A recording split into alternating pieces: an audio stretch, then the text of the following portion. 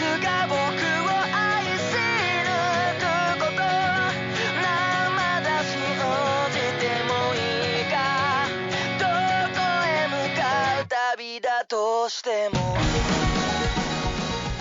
Hello, everyone. This is your always tactful host, Pendy. And this is Paul, also known as Eastack's Twitch. Time to zoom on out of here.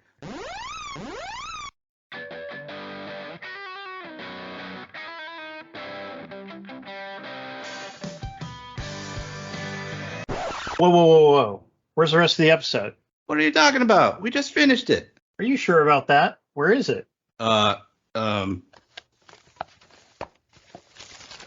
don't see it anywhere. You did press the record button, didn't you? Pendy! Whoops. I can't believe you did this again.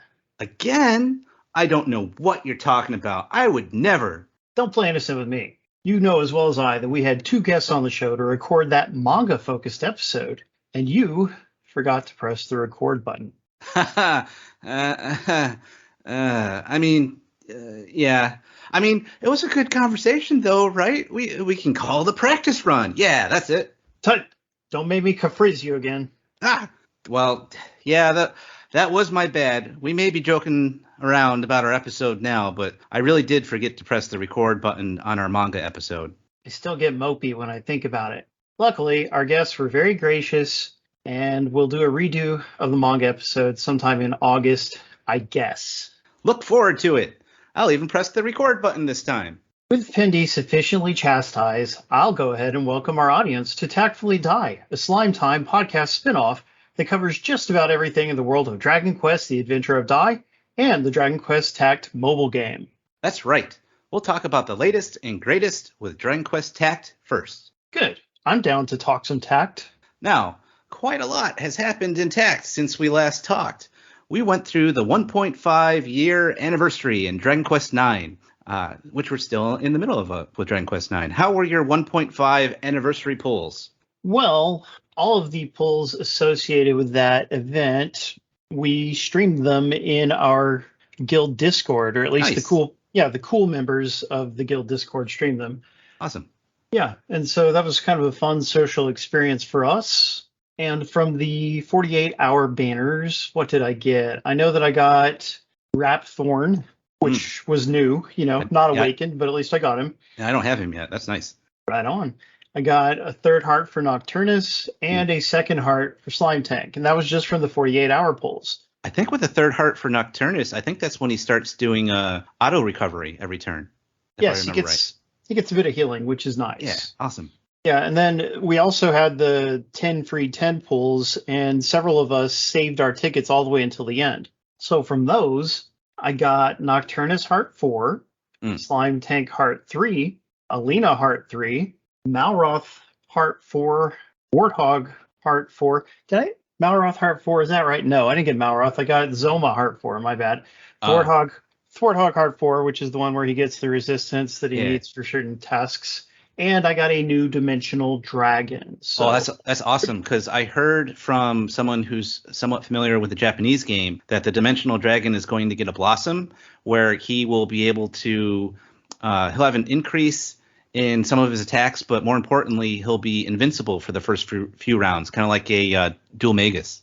From physical attacks or from everything? Can't be everything, right? Just physical, I believe. Kind of like dual magus is and how Fallen Angel Corvus is. The same kind of concept. Yeah, that would certainly be nice. And I don't have a lot of the S-rank dragons. Like I didn't get either of the 2 newest ones, for instance. And I previously didn't have Dimension. I didn't have Forest Dragon. So at least I got one of those guys now. How'd you do on those event pulls? Well, not too bad. I pulled on all of the 48-hour banners at least a few times. Probably some of my best pulls from those were a Nock and a Vera dupe. I also got a pull of Dual Magus finally. I hadn't had him before, so I was very happy about that. Hey, yeah. Yeah, I also had enough demon crystals to get a dupe for him to activate his physical invincibility powers too, which is, the best part about him. Yeah, very good to have. Oh yeah, definitely. And I also got a Barbarous, who is a fantastic Zam unit, but my best pulls were getting Fallen Angel Corvus. I really wanted to get him. He's one of the most highly rated characters still in Japan. I got lucky with him by getting him on a paid pool too.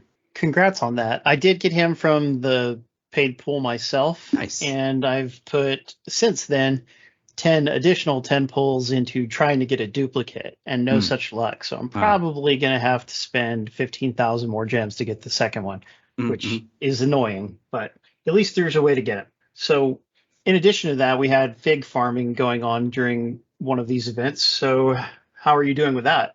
Oh, pretty good. So we talked about it, I think, a little bit last time, how I was kind of hesitant whether I wanted to kind of go all out for it or not. But I decided to, the heck of it, I'm going to go all out for it. So I did. And like I said, at first I was hesitant because, going past those gem refills that were more than 60 gems each, I was like, I don't know if I want to do this. But I decided to yell Rolo and go all the way up through the 150 gem refills. I'm getting a fair amount of mysterious maps to get those figs for it. And, essentially, I'm really getting figgy with it. Wow. I've only ever dipped into the most expensive stamina refills once, a long time ago. I just can't do it anymore. Also, your figgy joke begs for a slapping. Hey. Get your already outdated Oscars joke out your mouth. Look who's talking. Anyway, the real prize of this event is clearly the B rank unit, Dark Paul. Don't I know it? So how has Arena gone for you?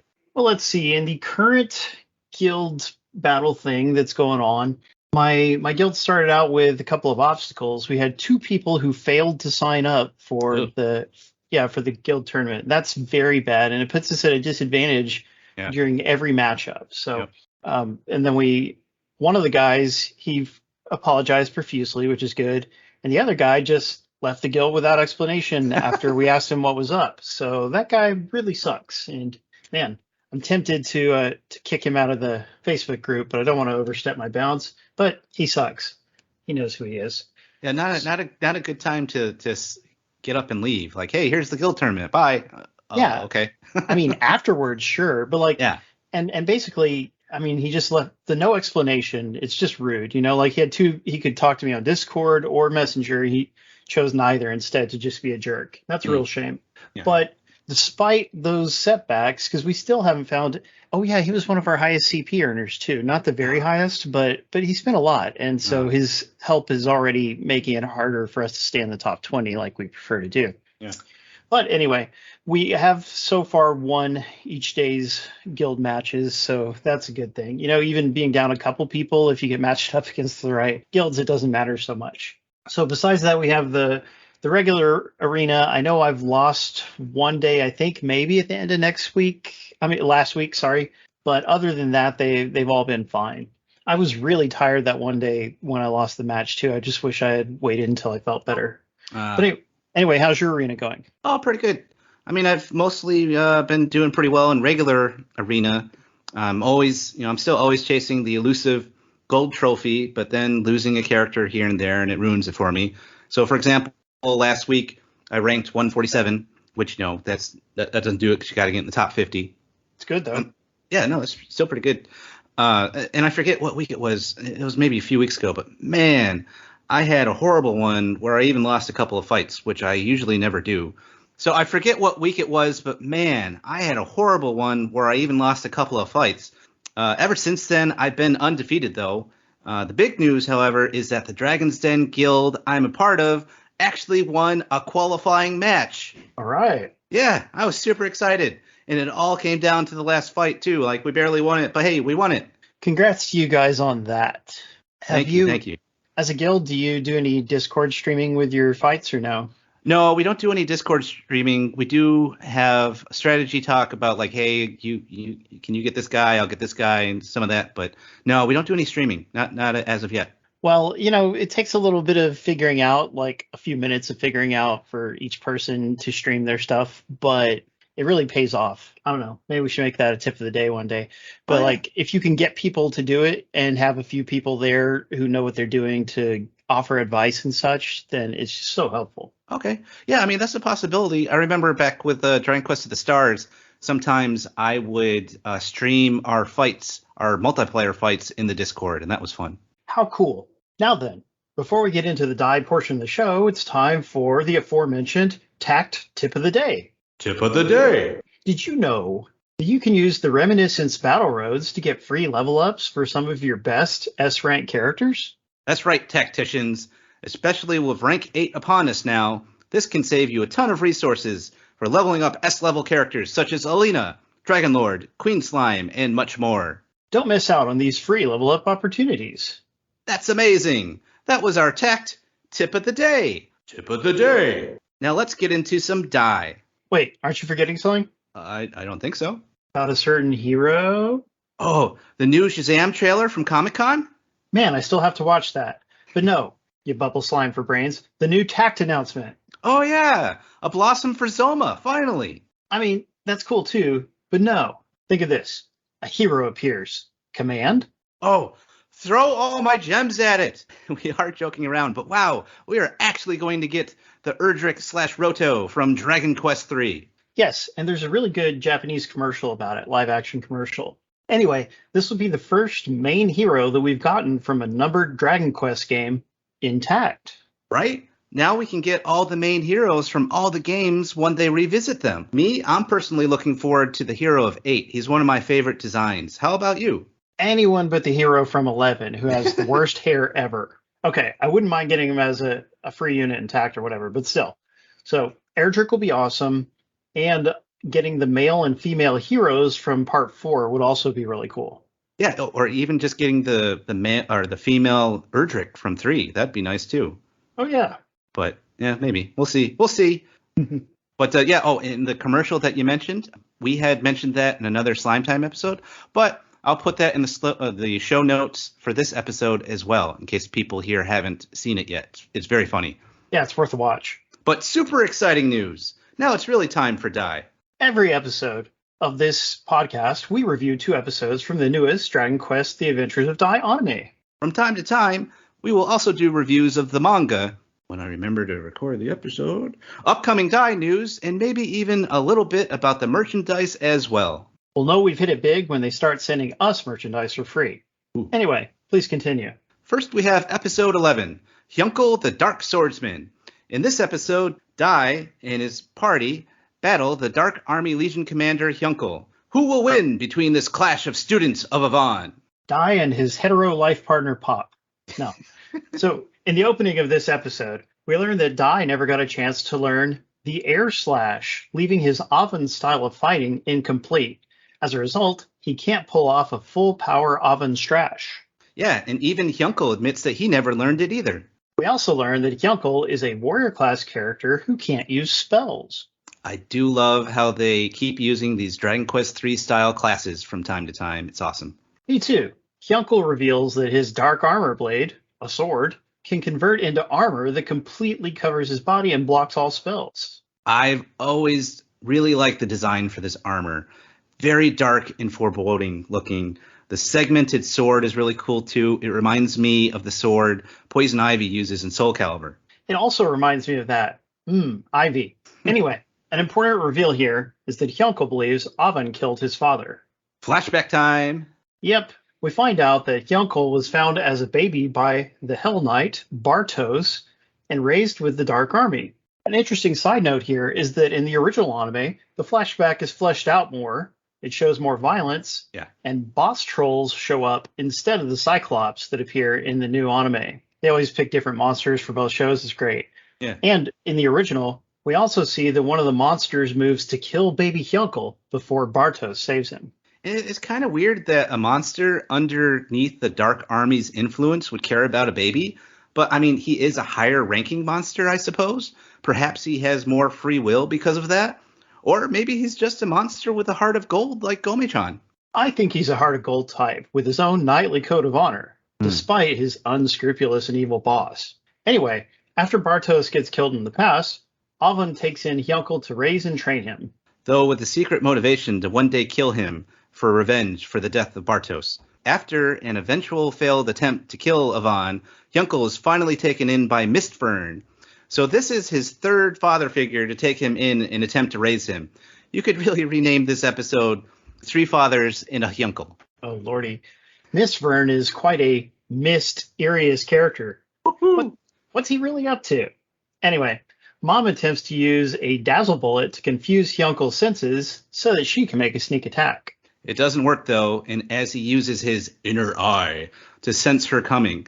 So I love the use of Dragon Quest's dazzle here, but I think it's kind of BS how he immediately defeats it.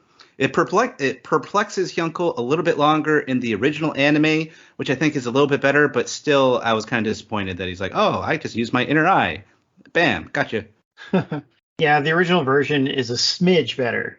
Then, to prevent Dai from using the power of his dragon crest, Hyonkle breaks out his dark puppetry aura hand that suspends Dai in the air. Hyonkle knew the crest would be a threat because Pop kept yelling about it right in front of him. I got this thing I'm going to do. No, you don't. Exactly. Then we get to the biggest reveal of the episode. As Hyonkle is about to finish Dai, Crocodile swoops in with his Garuda to get in between Dai and Hyonkle. This is where I think the new anime actually does a better job with the reveal of Crocodile. In the original, he just appears out of nowhere. In the new anime, they show a flash of the Garuda showing that he comes in dropped off by his monster pal. The original has Crocodile pop the Garuda out of a magical cylinder later for what comes next. That's right. And the Garuda, it really does just flash on the screen. It's a blink and you'll miss it thing. I'd be interested in seeing how the manga does it. But yeah, I think both versions have their merits and neither one's quite perfect. But anyway, Crocodile uses the Garuda to carry off Dai and Pop to safety, leaving Mom behind. She's unconscious, but he promises to look after her, and she's in no severe danger anyway, because Crocodile knows that Hyonkle has a knightly code of honor and won't hurt a woman. Nope. Once Hyonkle dispatches Crocodile, Hyonkle's little helper Morg shows up. What I really like about this scene was that they had these little mummy monsters in the background picking up the bones of the defeated skeletons. It was a fun little detail. I liked that a lot. I also thought how Crocodile is defeated is more dramatic in the original anime, and how he gets nailed to a wall that crumbles from the force of him getting hit as he's run through with Hyonkle's sword. Yeah, that was more dramatic and disturbing for sure, but there's no time for that when you have to do everything in fast forward. Anyway, the episode ends with a mysterious old man finding Dai and Pop after the Garudas carried them away. He even knows Dai's name. I wonder why. I guess we'll find out soon. Next, we have episode 12, The Collaborative Zapple. What a title. Dai and Pop train together to figure out a way to take down Hyonkle. In this episode, we find out that the mysterious old man is named Baduk and that he works for Princess Leona. Yeah, we learned that Baduk was separated from the main Pabnikan army, but that he also knows that the three most powerful sages from the country are there with Leona, so she must surely be okay. Woohoo! More Dragon Quest classes! Right on. We also find out that Dai had trouble activating his dragon crest against Hyonkle because he felt sympathy for Hyonkle's story, especially because they were both raised by monsters. Yeah, Dai knew that he might feel the same way if someone had killed his grandpa Brass at some point. And wouldn't we all? Then Hadlar shows up to check out everything, and he asks about Crocodile. It seems that Hadlar doesn't fully trust Hyonkle, especially because Flazard had already brought up some concerns. Interestingly, during this discussion, Hyonkle hides the fact that he has captured Crocodile. Yeah, Hyonkle had said before he really respected Crocodile, and I think he's still curious about his recent motivations. Really surprised him. He doesn't want to give him up quite yet. Also, Hyonkle has little respect for Hadlar. He partially blames the Dark Lord for his father's death because Hadlar lost to Avon. And we also get this nice little scene with King Vern and Hadlar explaining why King Vern likes Hyonkle so much. It's kind of like a flashback. But they haven't shown King Vern yet. And sadly, they never will in the old anime. In the new one, obviously they will because they're showing the whole story. But they never get that far in the old anime. Oh, yeah. I bet he's really handsome, though. Anyway, Pop shows some character growth in this episode once again. He's determined to rescue his friends and he even puts in some extra work into his training, something he would not have done earlier in the series. Though part of it is his crush on Mam, and the original anime even has a scene where Dai teases him about it a little. I also like how in Dai and Pop's quest to get Zapple to work, as it is in the games, only a main hero can learn it. So only Dai is the one capable of learning Zapple. Oh yeah, that's a nice touch. Then back with Hyonkle, Zabuera tries to start scheming with Hyonkle, but Hyonkle shuts it right down. He knows better when it comes to this little sneak. For real, and it's nice to see Zabuera get what's coming to him every now and then. Yeah. There's also a great scene with Gome-chan and Mom. Little Gome had hidden in her clothes he stowed away with her. So he comes out, she's really relieved to see him, and she kisses him. Then he gets flustered, which is cute. That bit is new to the anime. Though, we admit, some of the nice slapstick Gome-chan comedy is omitted from the original show. All in all, these two episodes cover episodes 21 to 24 of the old anime. Now, probably one of my least favorite parts of the series is being set up where Mam and Gome-chan happen to come upon a treasure chest, as they find their way out of the prison area. I'll go into detail about this next time. Though, in this scene, I do really appreciate the cannabox joke, though, where Gome-chan gets all scared at the possibility of it being a cannabox that Mam suggests. Cannaboxes are scary stuff. But what is in the chest exactly? A puff puff? Ooh. And did Dai's Zapple spell that hit Hyelko actually damage him? We won't know until the next episode. Pafu Pafu. Another great episode. Before we wrap up today, we've got some interesting news in the world of Dai. Indeed. A big piece of news is that the current anime will end with episode 100. That's right. The series director, Kazuya Karasawa, recently confirmed it with some comments he made, along with the voice actors for Dai, Atsumi Tanizaki, Pop's voice actor, Toshiyuki Toyonaga. Where are they now with the show? So they just aired episode 87 this past weekend. It looks like we've got quite a ways to go with our reviews. We sure do. And another interesting bit of news involves an exhibition opening soon in Japan. Yes, I hear it will run from August 11th through 28th in Ikebukuro. Do you think there will be any merchandise there? Oh, it's Dragon Quest, so there will be for sure.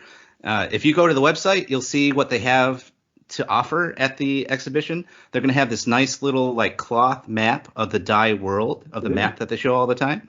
They're going to have some great plushies of the characters. There's like these little mini pillows with the characters kind of painted on, and they're kind of like a chibi, cute style art. There's going to be keychains. There's going to be postcards with select manga panels, a tapestry, and even a Book of Avon cell phone cover, which I'm told basically looks like a fancy Among Us cell phone cover since the symbols are kind of similar in appearance. So maybe a little sus on that one. I don't know. Maybe so. Will the event just cover the Dai manga? No, from what I can see, it will cover the manga and the anime, though it looks like it will just cover the new anime. There will be fun artworks and exhibits for both. I also saw that a limited number of people will receive stickers from the Dai mobile game and a special card for the Dai arcade game. That's a lot of cross promotion going on. Well, Very nice. Yeah, so the event sounds like fun. I hope all the Dai fans over there in Japan will enjoy it and send us some free merch. Yes. Yeah, but you know, we want it all. I'm not happy to hear about the show ending. I just hope that they're able to maintain the same pace they have so far and not accelerate it any further, because I think that would hurt the show. Oh, I agree. I do know that it is going to cover the entire story of the manga, and I'm caught up with it. And I think, and I don't know the ending, but I know someone that does know the ending that's read the entire manga has said that the manga actually kind of ends abruptly a little bit in terms of like what happens afterwards. So he's hoping that the anime actually kind of animates more of it and kind of stretches it out a little bit, has a little bit more depth to the ending. So maybe they will. We'll see, because sometimes they do that with the anime. They'll animate some things that they were just a couple panels in the manga. So that'd be fun if they did. Yeah, that'd be nice. You know, back in the day, there was another fantasy anime, Magic Knight Rayearth. And I remember I was really enjoying that show, but then in the show, the conclusion was super abrupt. And I was just like, hey, where's the resolution? You show them struggling all this time, and you're not going to give us a moment of the characters being happy afterwards, you know? Don't do that with Dai. That's my request. I agree. And with that, that's all for this episode of Slime Time Tactfully Dai. If you want to prepare for the next episode, be sure to watch episodes 13 and 14 of the Adventure of Dai anime on Crunchyroll. We don't use Patreon. If you do have any money that is completely strashing in your wallet, pouch, bottomless bag, treasure chest, pot, barrel, safe, or even searchable wall sack, and you would like to donate anything to a website that's been supporting Dragon Quest fans for over 20 years, stop by the Dragon's Den at www.woodist.com/den and click on Support This Site. Woodist has owned and maintained the Dragon's Den Dragon Quest fan site for decades. He personally edits every YouTube version of our podcast, and he fully appreciates any donations to help keep the servers running. The Dragon's Den website also features an Amazon affiliate link. If you click the link and then make a purchase, a small fraction of the sale will go to support the den. It doesn't cost you anything, and it makes Pendy blush every time a sale comes in. Ooh. We even have a Slime Time t-shirt for sale. We'll have the link in the show notes. A Slime Time t-shirt you can buy? That's crazy talk. Send me 12. Sold. As part of the Slime Time Extended Universe, or STU, you can direct comments or questions for the podcast on Twitter and Instagram at DQ Slime Time. And you can follow me on Twitch at twitch.tv/EastXTwitch. Come watch me play a variety of games every Saturday night, kids. Getting back to Dragon Quest, consider joining in tons of Dragon Quest discussions at the Dragon's Den forums, our super long-running forum. Find it at the Dragon's Den main page at woodis.com/forums. You can also find us and other rabid Dragon Quest fans through the Dragon Questers and Dragon Quest Tact Global Facebook groups. We'd love to see you there. Well, now I just want some ice cream. You can also come hang out with us and tons of other hardcore Dragon Quest fans on the officially unofficial Dragon's Den Discord server. We'd like to thank everyone that made this possible, including Pendy, Woodis, the Dragon's Den, and the XXX movie series. Vin Diesel and Ice Cube, you're our real inspiration. Indeed. And a special thanks to Platty for helping me out with our rotating podcast logo. Please like, subscribe, and write a review for the podcast. For more Dragon Quest Slime Time, check out our library of episodes on Dragon's Den, Anchor.fm, Apple Podcasts, Audible, YouTube, and more. Catch you later, everybody. Don't hate, appreciate. For real this go around, time to zoom on out of here.